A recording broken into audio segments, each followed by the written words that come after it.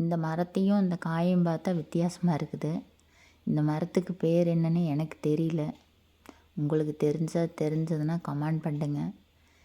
இது பார்த்தா நம்ம ஊரில் இந்த கொடசித்தா மரமாட்டம் நல்லா படர்ந்து இருக்குது. கீழே அடிவாதையெல்லாம் வெட்டிட்டா நல்லா கொடை மாதிரியே இருக்கும். இந்த இலையில் பாருங்களேன், இலைன்னு சொல்ல முடியாது, ஊசி ஊசியாக இருக்குது. அதில் இத்தனை காய்கள் பிடிச்சிருக்குது, மானத்தை பார்த்த மாதிரி. மேலே பார்த்துக்கிட்டு காய் இருக்குது.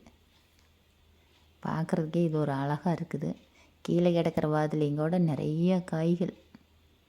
இது காயா பூவா அப்படிங்கிற மாதிரியே தெரியல. ஆனால் நசுக்கி பார்த்தா காயை உடச்சி பார்த்தோன்னா உள்ள பச்சையாக இருக்குது. பாருங்கள், அடிமரம் எவ்வளோ பெரிய மரமாக இருக்குது. அதில் இவ்வளவு காய்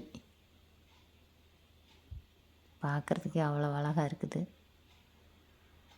மறுபடியும் சொல்கிறேன், என்னுடைய மரத்தோட பெயர் எனக்கு தெரியல. உங்களுக்கு தெரிஞ்சதுன்னா எனக்கு கமெண்ட் பண்ணுங்கள்.